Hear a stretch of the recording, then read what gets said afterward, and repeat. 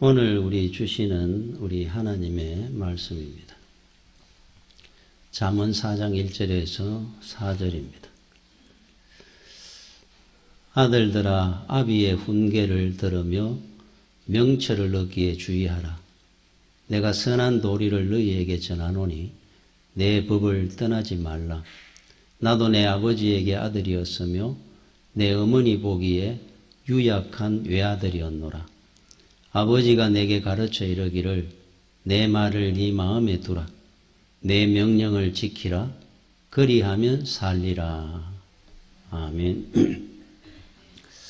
우리 하나님이 법을 만들어 놓고 질서를 만들었습니다. 자식은 부모를 공경하며 살아야 되고, 부모는 자식을 믿음의 말씀으로 훈육하며 살아야 되고, 이게 하나님의 법과 질서입니다. 이런 이야기를 어느 글에서 여러분들도 다 아시는 내용입니다. 참 나는 이 글을 읽을 때마다 정말로 맞는 말 같아요. 어느 날 불현듯 걸려온 전화 한 통화를 받고서 통곡할 줄 뻔히 알면서도 왜 지금 해야 할 바를 하지 않느냐. 이게 딱 맞는 말입니다. 저희 아버님 소천하셨을 때, 또 우리 어머니 2년 뒤에 또 소천하셨을 때도 저는 전화 한 통화를 받았죠. 서울에 계셨으니까. 정말로 눈물이 났습니다. 그 눈물은 어떤 이런 것도 있습니다. 불효자는 웁니다 그러듯이 효도를 다한 사람은 후회하지 않습니다. 효도하지 못한 자는 통곡합니다. 그래서 불효자는 우는 겁니다. 그 효자와 불효자의 차이 중에 많이 있겠죠. 제가 생각할 때 효자는 부모님이 언젠가 돌아가시는데 그 의식을 갖고 삽니다. 살아계실 때, 그러니까 곧 돌아가실 거니까 언젠가 살아계실 때 좀 더 챙겨드리고 더 잘해드리고 해야 되는데 이 마음을 갖고 삽니다. 그래서 살아계실 때 잘합니다. 효자들은. 맛있는 것도 사드리고 또 어떤 말씀을 하면 순종하고. 그런데 불효자는 그 의식이 어떤 의식이 적었냐 하면은 부모님은 언젠가 돌아가시죠. 먼저. 그러나 의식 속에 평생 내 사는 동안에 부모님은 계실 줄 알아요. 제가 그랬습니다. 아버지가 먼저 돌아가신다는 생각을 별로 안 했습니다. 평생 저하고 있을 줄 알았어요. 자, 그러면 어떤 일이 생기느냐 하면은 오늘 해드릴 것도 미뤘습니다. 그러니까 저희 형님이 저한테 이야기했듯이 엄마가 사시면은 어머니가 얼마나 사시겠느냐 이래 이야기하시는 거하고 그 차이가 큽니다. 그래서 저는 평생 부모님이 제 곁에 있는 줄 알았어요. 그이 돌아가셨다 그러실 때 후회가 되고 눈물이 나고 그랬습니다. 이 불효자 같아요. 그래서 살아계실 때 우리가 잘해드려야 되는데 평생 그냥 제 곁에 살아계시는 줄만 압니다. 생각지도 않은 시간에 부모님은 가십니다. 세상의 모든 이 생물들, 나를 다니는 저 새라든지 바다의 고기라든지 또 짐승들, 모든 하나님께서 법과 질서를 만들어 놨습니다. 그래서 각 종들마다 번성하는 거예요. 어미는 새끼를 위해서 희생을 합니다. 야, 그런 거 참 저는 동물의 왕국이라는 걸 한 번씩 보는데 2주 전인가 제가 봤을 때 그 어미와 새끼 어떻게 새끼를 참 이래 키우는지 낳고 키우는 그걸 이래 야, 참 대단하구나 이렇게 느끼는 거는 대왕문어라고 있습니다. 대왕문어. 알을 5만 개 정도 낳습니다. 이 5만 개의 알을 부화를 하는 시간이, 부화되는 시간이 7개월이라 그래요. 자, 그러면은 알을 베면은 자기가 알을 부화할 장소를 찾아다닙니다. 그러다가 가장 적당한 장소다 하는 바위 밑이라든지 틈새, 공격을 받지 않는 곳에, 적들에 국에다가 딱 자리를 잡고 알을 부화합니다. 그리고 이 알이 다시 부화돼가 나오는 7개월 동안 아무것도 안 먹습니다. 알만 다 감싸고 있습니다. 지킵니다. 7개월이 지나면은 알들이 이제 부화돼가 쫙 나옵니다. 막 떠납니다. 그런데 그 어미는 쭉 늘어져 있어요. 죽은 겁니다. 7개월 동안 아무것도 안 먹었기 때문에. 그래서 이 문어는 알을 베는 순간에 죽음이 시작된 겁니다. 알을 위해서 자기는 죽는 겁니다. 하나도 안 먹고.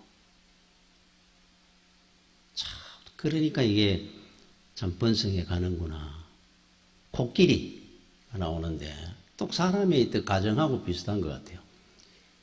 할머니 코끼리, 할아버지 코끼리, 아버지 코끼리, 엄마 코끼리, 뭐 형제들 있잖아요. 제일 어린 새끼 코끼리를 위해서 온 집안이 움직입니다. 지키고.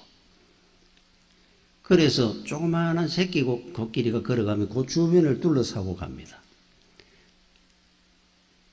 이 새끼 코끼리가 강이나 어디 가서 물놀이를 하면 그 주변을 서가지고 지키고 보고 있습니다.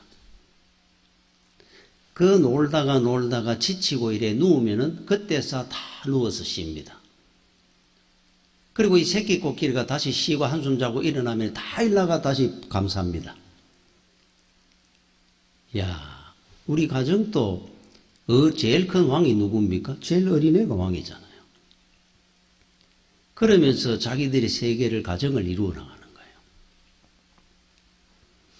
표범이든 사자든 새들이든 독수리든 뭐 다 물고기든 문어든 어미가 새끼 돌보면서 참 헌신적으로 하는 그거는 대단한 것 같아요.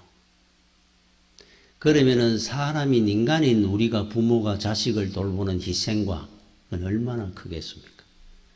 당연한 겁니다. 그죠? 그런데도 문어라든지 이런 새끼가 알을 부화해가 이래 알이 부화돼가 나가면은 훅 떠납니다.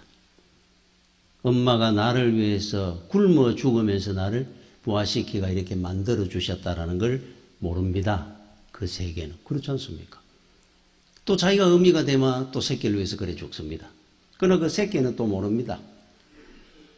표범이든 악어든.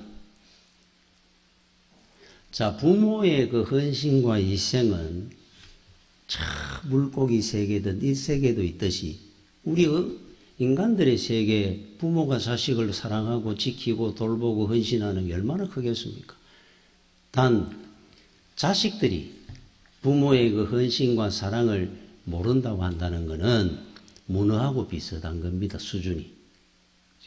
악어나 독수리나. 그런데 그 사람들은 자기 새끼는 또 귀한 줄 알잖아요.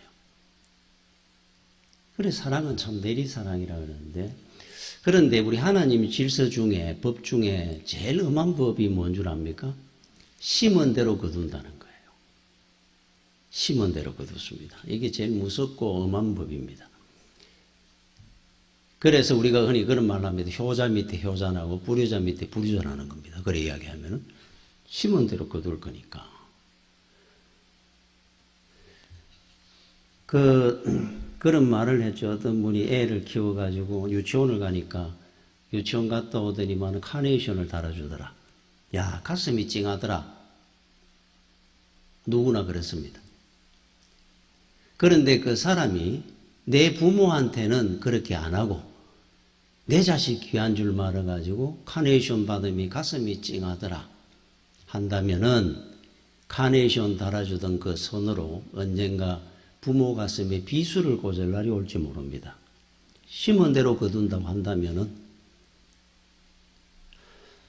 여러분 그 출애굽기 20장 12절에 내 부모를 공경하라 그리하면 너희 하나님 나 여호와가 네게 준 땅에서 네 생명이 길리라. 너는 이 땅에서 오래 장수할 것이다. 부모를 공경하면은 자 하나님이 주시는 긴 생명 부모를 공경하는 자에게 여러분 여기 생명이 길다 하는 것은 양이 아니고 질을 이야기하는 거예요. 질적으로 양이 아닙니다. 여러분 백수를 해도 자식한테 무시당하고 불효당하면서 불효하는 자식하고 살면서 백수를 한다는 뭐합니까 그게? 부끄럽죠. 그래서 하나님이 주시는 긴 생명 장수의 복은 자식들한테 효도받고 섬김받으면서 오래 사는 걸 이야기해요. 그게 장수의 복입니다. 그래야 될 거 아닙니까? 여러분 내 부모를 공경하라 할 때 공경하라 카바드 하면은 무게를 인정한다 하는 뜻으로 제가 말씀을 드렸습니다. 우리 부모님의 세월의 무게 아무리 어릴 때 자식을 낳아도 내보다는 10년 20년 먼저 사셨잖아요. 부모님은.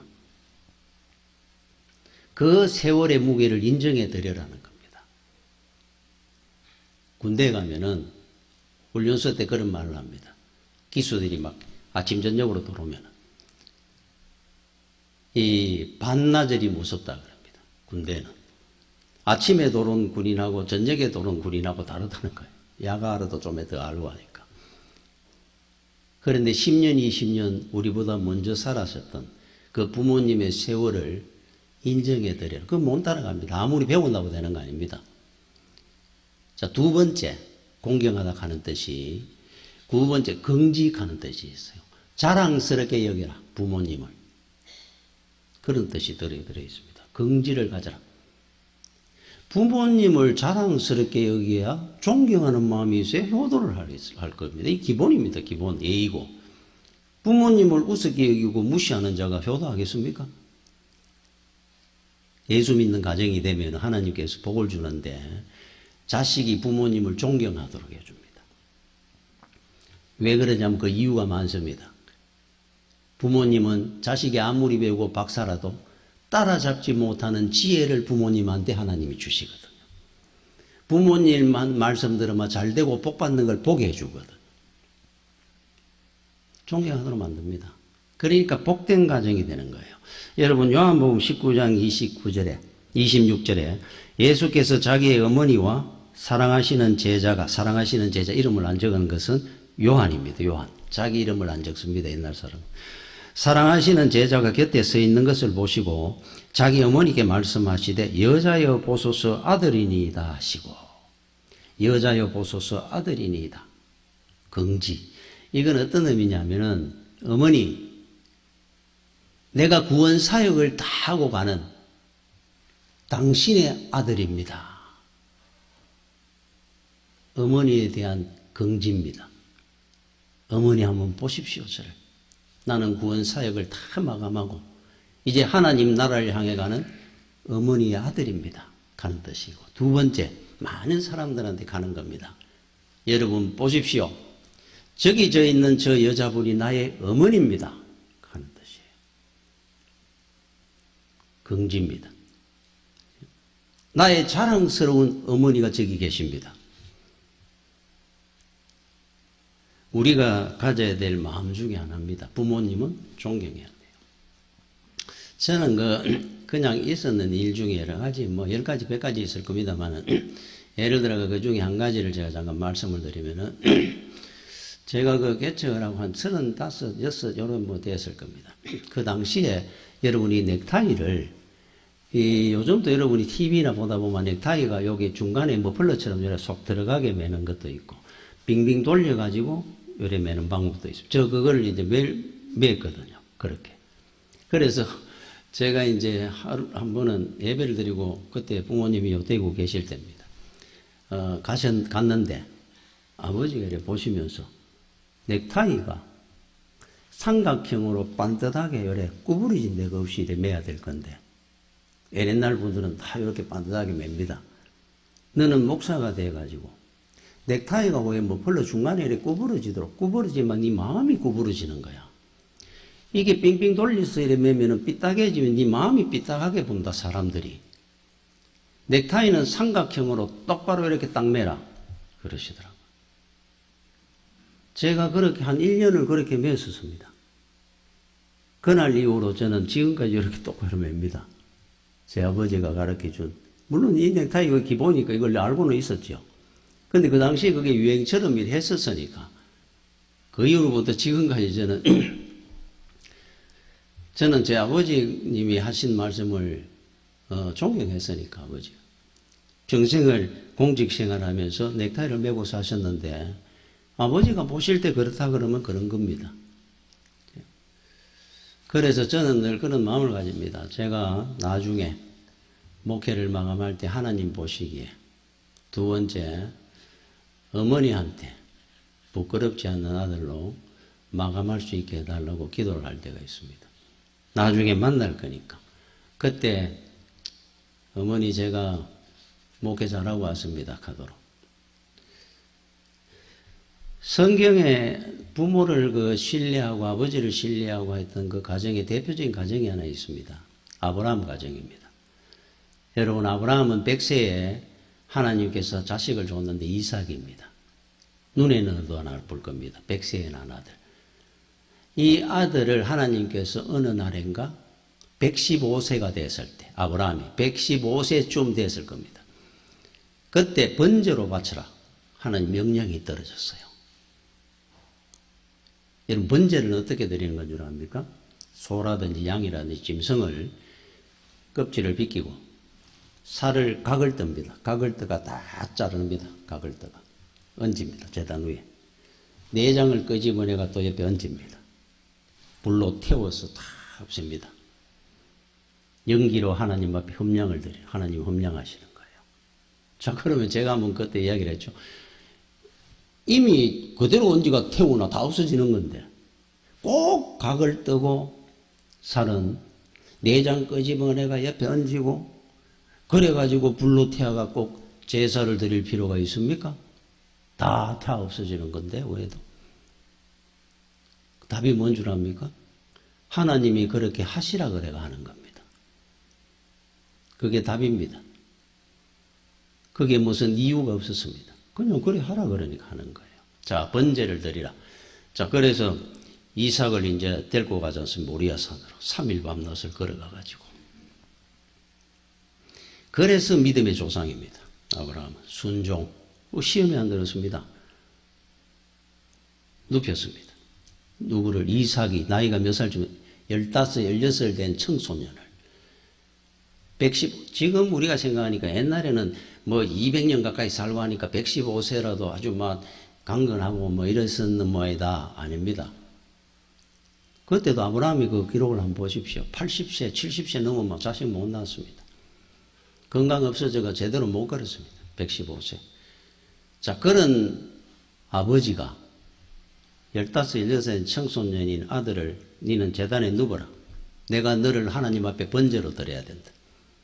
푸른 칼을 들고 앞에 서 있습니다. 야, 아버지 알았습니다. 저를 번제로 드리십시오. 그거 하고 있는 겁니다. 이삭이. 참 믿음의 본이 되는 가정입니다. 믿음의 본이. 어떻게 그럴 수 있겠어요? 그 15, 16살 때 나가 믿음으로 제대로 양육이 안 됐으면 풀쩍뛰가 난리 났을 겁니다. 눈을 감고 기다립니다. 죽음을. 그것도 그냥 죽이는 게 아니고 창자 다 끄집어내고 각을 뜨고 하는 그 번제를 드리는 걸 늘 봤으니까 자기를 번제로 드린다고 하는데 그만큼 부모를 믿었던 그 아들 이삭, 참 믿음의 가정입니다. 우리가 본받아야 될 가정 중에 하나입니다.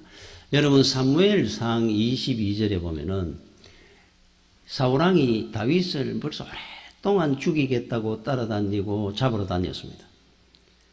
여러분, 사울왕하고 다윗은 어떤 관계냐면은 다윗이 사울왕의 부마입니다. 사위. 골리앗을 쓰러뜨렸을 때 상급으로 그 딸과 결혼시켜 주겠다 그래가 미갈과 결혼을 했습니다. 사울왕의 딸 미갈과. 그러니까 사위입니다. 사위. 우리가 다윗과 요나단 그러죠. 친구, 아주 친한 친구. 이 천한 매제지간이에요. 그런데 하도 아버지가 다윗을 사위를 죽이려고 그러니까 어느 날 요나단이 묻죠. 아버지, 그런데 왜 다윗을, 당연히 사위를 그렇게 죽이려고 합니까? 사울왕이 딱 한 절로 답을 합니다. 왕권이 우리 집안 자식들로 내려가야 되는데 사위라도 저는 다른 핏줄이란 말이에요. 다른 집안이고.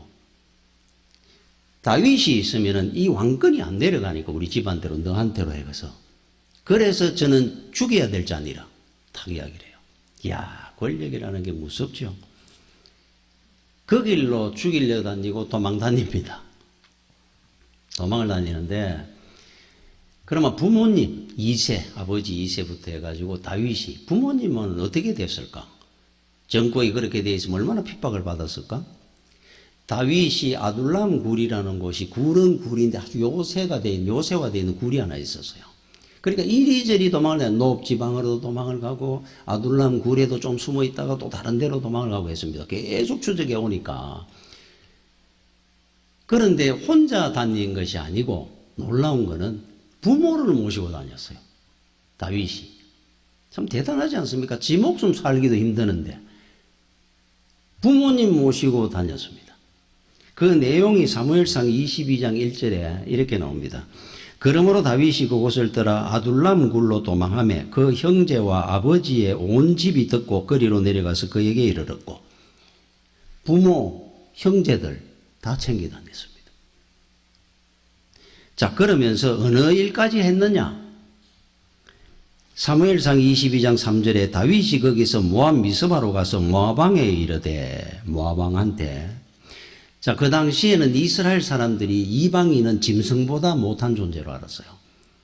대화도 안 합니다. 거래 안 합니다. 그 사람들하고. 자, 그런데 하나님이 나를 위하여 어떻게 하실지는 내가 알기까지 내 이 고난이 끝날 때까지 나의 부모가 나와서 당신들과 함께 있게 하기를 청하나이다.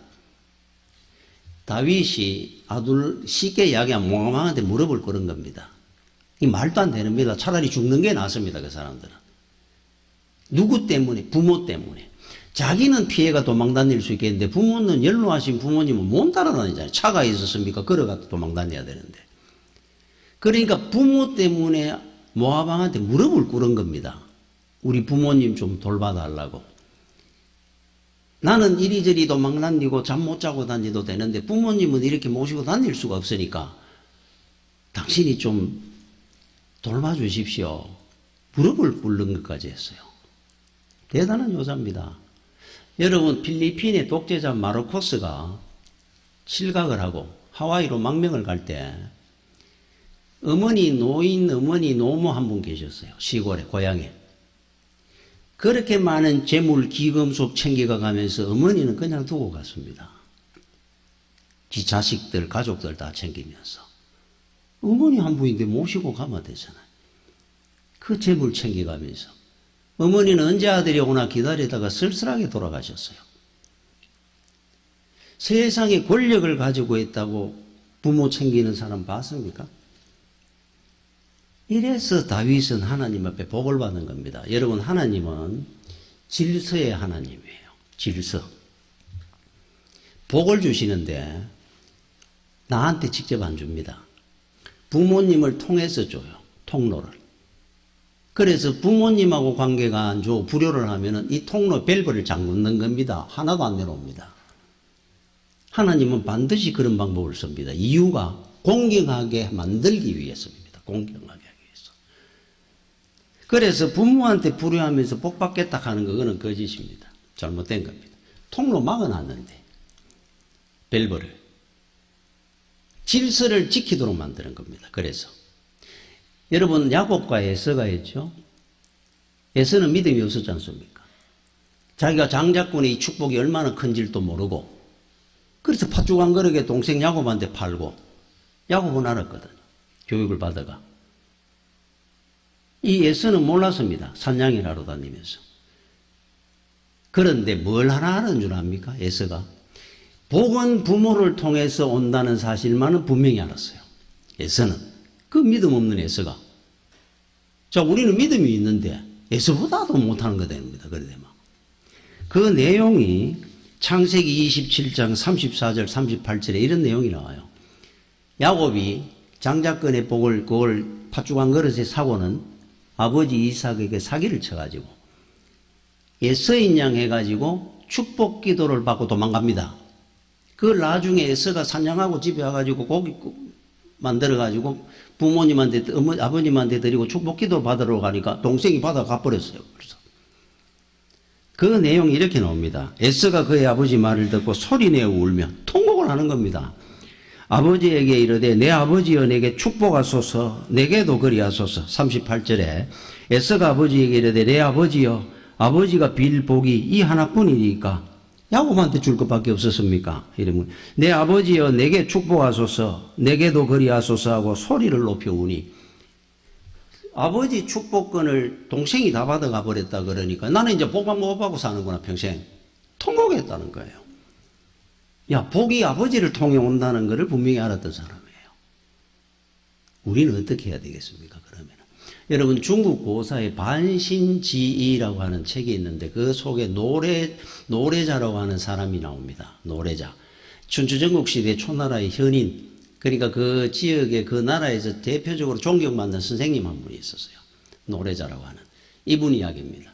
이분은 굉장한 조자로 소문이 나는 분인데 이분은 밖에 나가면은 사람들이 줄을 섭니다. 그들을 가르칩니다. 상담하고. 존경받습니다. 그러다가 집에를 들어가면은 옷을 갈아입습니다. 색동조고리로 아이들이 입는 그거를 만들어 가지고 입습니다. 입고는 어머니 90이 넘은 7순이 넘은 노래자가 90이 넘은 어머니 앞에 재롱을 떠는 겁니다. 응석을 부리는 겁니다. 춤을 추고 노래를 하고 그 어머니는 깔깔깔 웃으면서 박수를 치며 아이고 우리 아기 잘한다 우리 아기 잘한다 그러고 소리를 지르는 거예요. 그거를 옆에 사람들이 보다 깜짝 놀랍니다. 저 대단한 어른이 나이가 7순이 넘어가 이분은 어머니가 기뻐하는 것을 해드리는 겁니다. 당연히 어머니한테는 70이 아니라 100살이 돼도 악입니다. 늘 어머니 눈에는 어린애입니다. 어린애처럼 사는 거예요. 어머니 앞에 가면은. 어머니한테 부모한테 뭐가 똑똑합니까 우리가. 소고기 몇 건 사드리고 1년에 한 번 효도관광 시켜드리고 아무 소용없습니다. 부모님이 기뻐하는 일을 해드리는 것이 효도입니다. 어릴 때 우리 먹는 보약은 나이 들어서 먹는 보약 어릴 때 한 첩이 10첩보다 낫다 그러잖아요. 그래서 보약은 오히려 어릴 때 먹어야 된다. 여러분 잠언 22장 6절에 마땅히 행할 길을 아이에게 가르치라. 그리하면 늙어도 그것을 떠나지 아니하리라. 어릴 때 가르쳐 놓는 거예요. 어릴 때. 참 귀합니다. 나이 들어서 말씀의 보약이 그렇게 신약 구약의 이 말씀의 보약이 그만큼 덜 유용하다는 겁니다. 어릴 때 애들이 주일학교 와가 떠들고 놀고 하나도 안 듣는 것 같고 뛰다니죠. 다 들어갑니다. 씨앗이. 평생을 갑니다. 그게. 믿음의 교육이 얼마나 중요해요. 그 인생을 가릅니다. 믿음의 교육 잘 받았는 우리 에스더 사촌 오빠 모르드게 집에서 고아였기 때문에 자랄 때 모르드게 믿음이 얼마나 대단합니까? 그리 얼마나 철저히 가르쳤겠습니까? 내가 죽으면 죽으리라. 요셉이라든지 야곱이나 믿음의 우리 모세 요게벳의 어머니로부터 다윗 솔로몬 이 믿음의 어릴 때 잘 먹고 자란 사람은 평생 복된 길 갑니다. 한 번씩 어쩌다가 방황하기도 하고 어긋난 길을 갔습니까? 분명히 돌아옵니다. 그런데 여러분 삼손이라고 알죠? 삼손. 우리가 삼손 그러니까 그냥 사사 중에 한 명으로 사사 생활 했습니까? 솔직하게 아무것도 안 했습니다. 그 사람은. 근데 이 삼손이라는 사람은 어떤 존재냐 하면은 예고 출생했는 사람이에요. 예고 출생이라는 것은 태어나기 전에 천사 가브리엘 하나님의 사자와가 너는 아들을 낳을 것인데 그 아들은 어떤 아들이 될 것이다. 이름은 무엇으로 지어라. 그거 가르쳐가 미리 가르쳐줘가 태어난 자식들. 구약에는 딱 한 명 있습니다. 삼손. 신약에는 예수 그리스도. 이야 이런 대단한 사람이 삼손입니다. 여러분 압니까? 그 어머니가 애를 못 가지고 있을 때 하나님의 사자가 가브리엘이 온 겁니다. 와가지고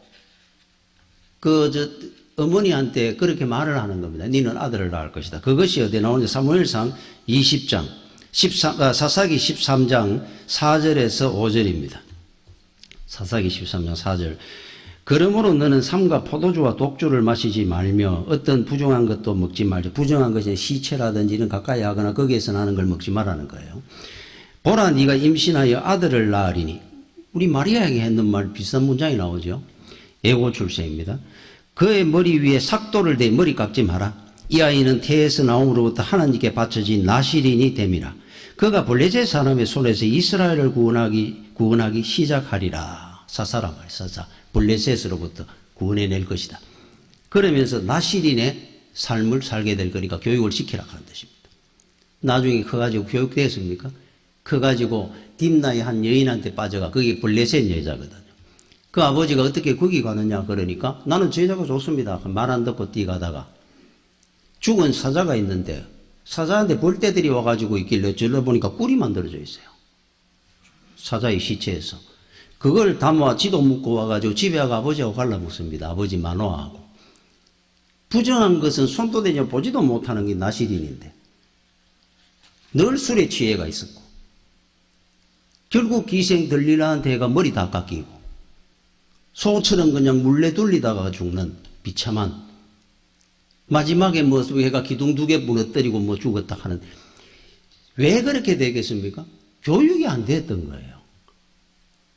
부모가 아버지 마노아가 어머니가 삼손한테 나시린의 교육을 안 시켜놓는 겁니다. 제대로. 사사가 돼야 될 사람이 늘 블레셋 여자한테 쫓아가 살고 술이나 먹고. 여러분 교육을 제대로 안 하면 자식 죽이는 겁니다.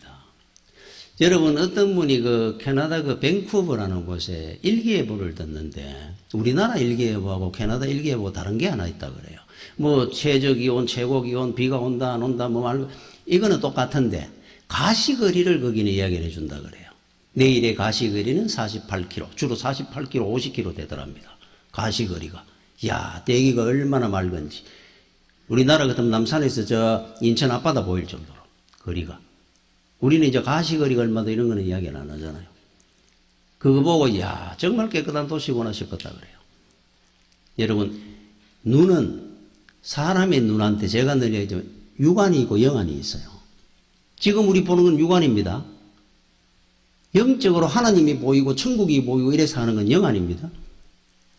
나이가 들면은 육안은 어두워지게 되어 있습니다. 당연한 겁니다. 그건 부끄러운 게 아닙니다. 가시거리가 좁아집니다. 짧아집니다. 단 성도는 육안은 어두워지더라도 나이가 들수록 자식을 복되게 하려고 그러면 영안이 밝아져야 돼요. 갈수록 멀리 볼 줄 알아야 됩니다. 영안은 하나님이 보이고 천국이 보여야 됩니다. 어떤 사건 문제를 보면 자식들한테 이거는 어떤 일로 하나님이 계획 안에 있을 거다 이래 이야기해 주는 부모가 되려고 하면 영안이 밝아야 돼요. 육안 어두워지면 어떻습니까? 상관없습니다. 영안이 밝으면은 모세가 망언에 육안이 밝을 때 그래도 민족애가 강할 때 애굽의 감독관이 자기 민족을 핍박하는 걸 보고 그를 때려 죽였습니다. 육안이 밝을 때 문제를 받고 사람을 죽였어요. 82대가 나이는 들어지면 영안이 밝아져 하나님을 볼 때 그는 출애굽의 위대한 지도자가 돼가지고 많은 사람을 살렸습니다. 영안이 밝아야죠. 아브라함과 롯을 한번 보십시오.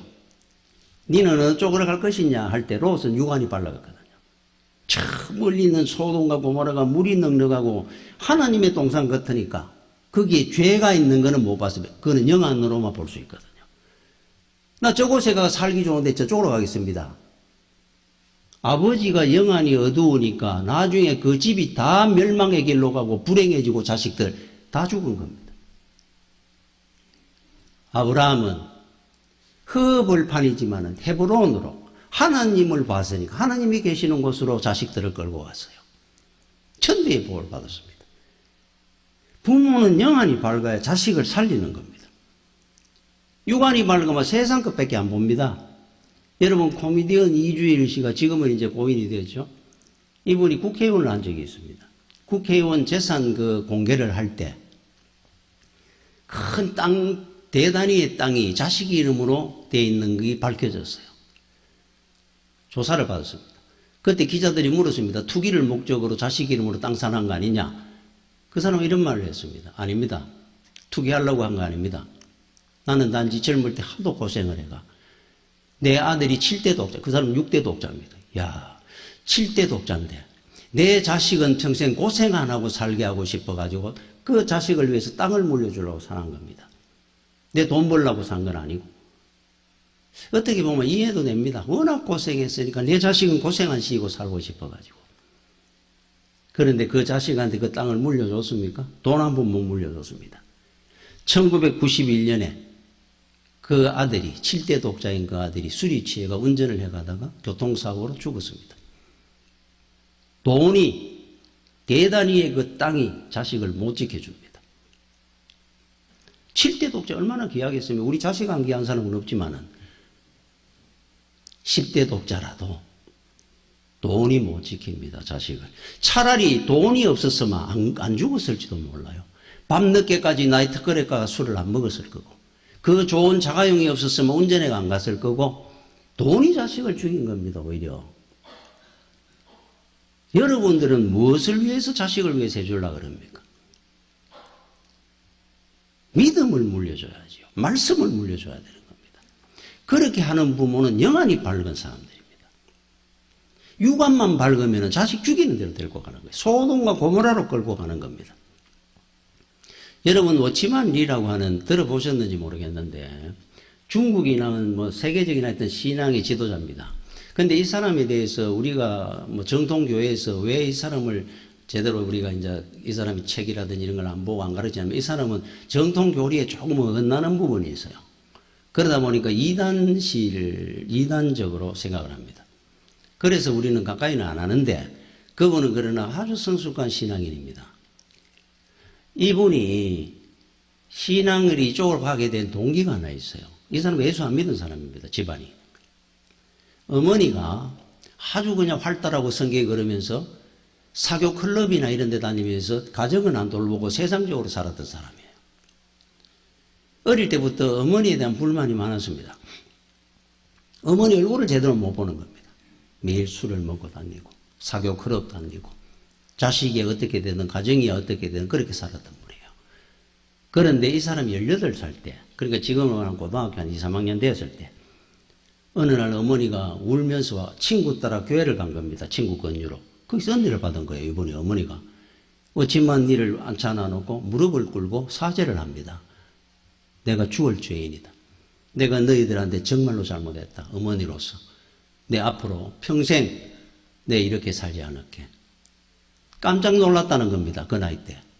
우리 어머니를 변화시켰다고 하는 그 예수가 누구냐. 너무너무 궁금했다 그래요. 아무 말도 안 들었는데 외할아버지 외할머니고 누구 말도 안 들었던 어머니가 자기 좋은 대로 살았는데 예수가 도대체 누구기에 우리 어머니를 저렇게 변화시킬 수 있단 말이냐. 그래서 어머니가 너도 교회 가자 하는데 교회를 따라간 겁니다. 예수를 알고 싶었다 그래요. 예수는 누군지 어떤 분인지 빠진 겁니다. 믿음의 신앙의 위대한 지도자가 된 겁니다. 이분이. 여러분 믿음의 부모는 굉장히 중요합니다. 내 자식을 죽이고 살리는데 부모한테 달린 것이 있어요. 여러분 영안이 밝고 영적인 지식을 갖고 살아야 됩니다. 자식들한테 존경받을 겁니다. 자식들을 훌륭한 자녀로 하나님 나라의 기둥으로 세워나갈 겁니다. 믿음의 훌륭한 부모가 되시고 자녀들이 되시기를 축원합니다. 기도하겠습니다. 주여 은혜를 감사를 드립니다.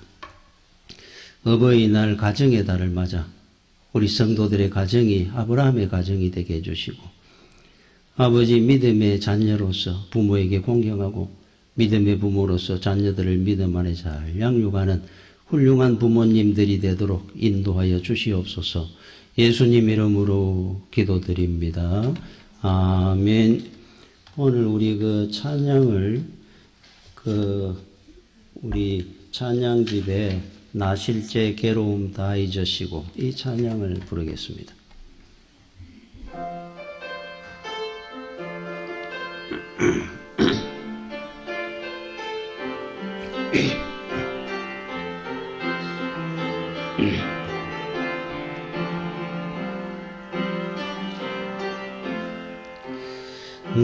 나 실제 괴로움 다 잊으시고 길을 제 밤낮으로 애쓰는 마음 진 자리 마른 자리 가라니시며 손발이 닿도록 고생하시네. 하늘 아래 그 무엇이 날 따하리요. 어머님의 희생은 가히 없어라. 어려서 안고 업고 흘러주시고 자라서 눈 기대어 기다리는 마음 일자라 그릇들사 자식 생각해 거우시던 이마 위에 주름이 가득 땅 위에 그 무엇이 높다 하리요. 어머님의 정성은 잘가가여라.